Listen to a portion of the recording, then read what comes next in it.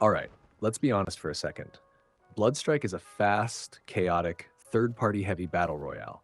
And I mean really third-party heavy.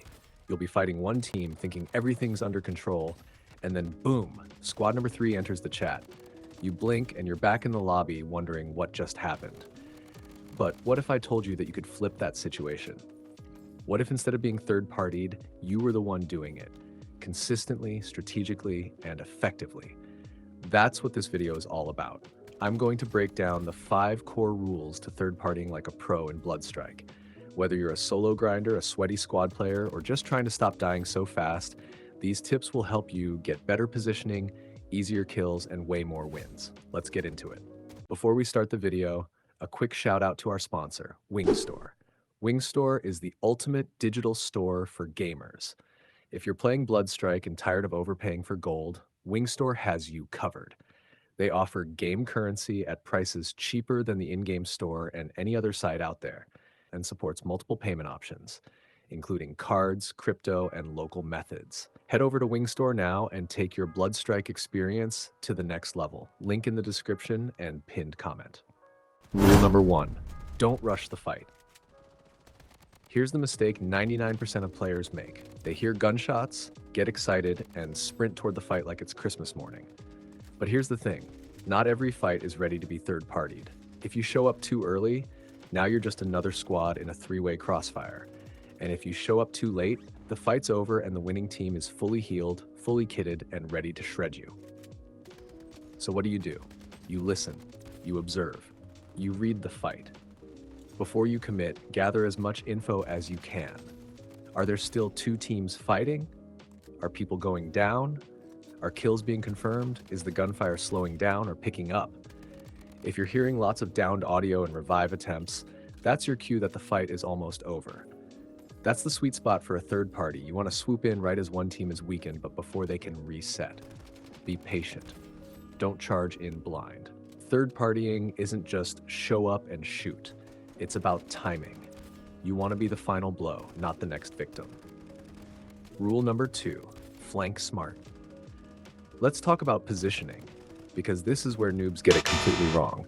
Most players third party by running directly toward the fight, usually from the same direction everyone else heard the shots from. And guess what? That's exactly where the enemy is watching. So instead of getting an easy cleanup, you walk straight into crossfire and wonder why you got lasered. The fix? Flank, wide, always.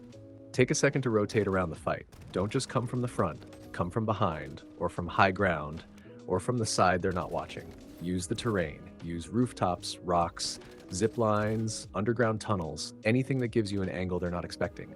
The best third-party angles are the ones that force your enemy to panic, turn, and reposition. If you make them split their attention, you're already winning. Pro players are constantly rotating for positioning. They know that gun skill only gets you so far. Position wins, fights before you even fire a bullet.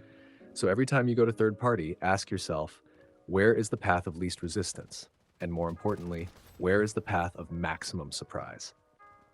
Rule number 3, don't shoot too early.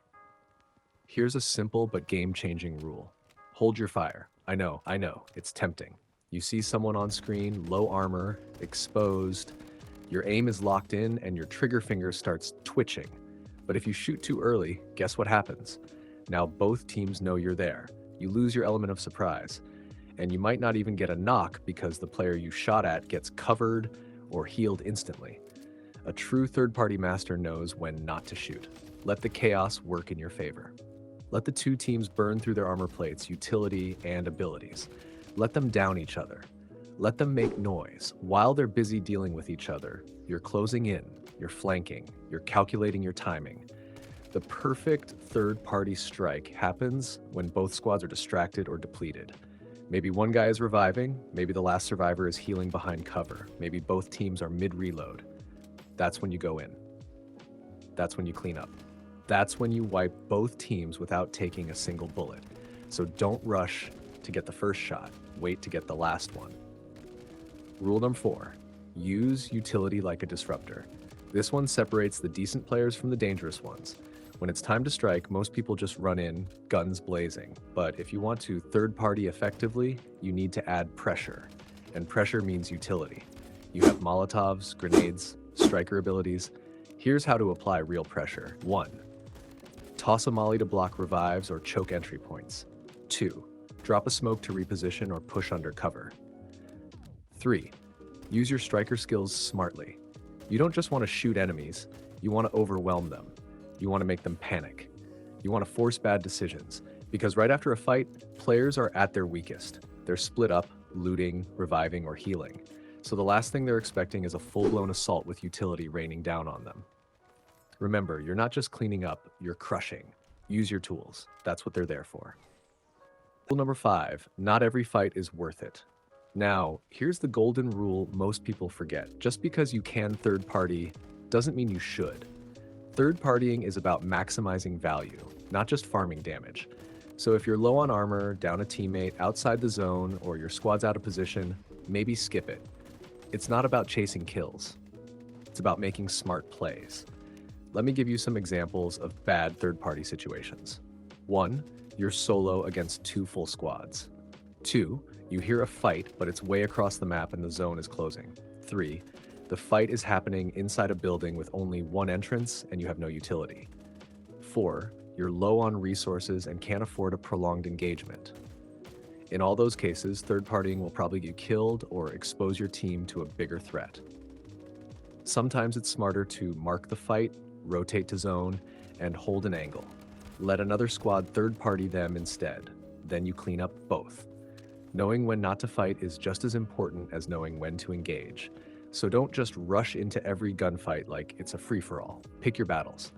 Play for the win, not the ego. Bonus. Third-party situations you should always take now.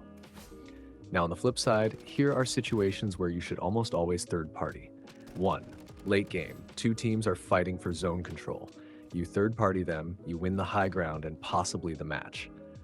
2. You see revives going off. They're vulnerable. Jump on it. 3. Sniper battles across open ground. Both sides are tunnel visioned. Easy flank. 4. Fight inside a building with multiple entrances. Perfect setup for utility and surprise attacks. 5. One squad just got wiped and you saw kill feed notifications. They're looting or healing. Now's your time. Just make sure you've got resources, good comms with your squad, and an escape plan in case another team crashes you. Okay, so maybe you're thinking, all right, this sounds great, but how do I get better at this? Here are a few things you can do every match to improve your third-party game. Turn up in-game audio and use an headphone so you can hear distant gunshots, revives, and ability sounds. Open your minimap every 30 seconds to a minute to check zone, markers, and enemy locations. Watch your kill feed. It tells you who's dying, how fast, and which team might be low. Ping fights for your team and call out flank paths early. Don't go silent. Play aggressive strikers that benefit from third-partying like Volt, Zero, or Nova. And most importantly, review your deaths. Ask yourself, did I third-party too early? Did I run in from the wrong side? Did I shoot before I had the advantage? You'll get better just by asking those questions.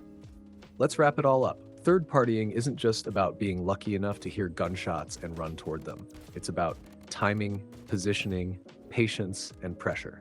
Here are the 5 rules again. 1. Don't rush the fight, read the situation. 2. Flank wide and avoid obvious angles. 3. Hold your fire until it matters most. 4. Use utility to break the fight apart. 5. Know when to walk away. Not every fight is worth it. If you can master these, you'll start winning more fights, surviving longer, and dominating the mid to late game like never before.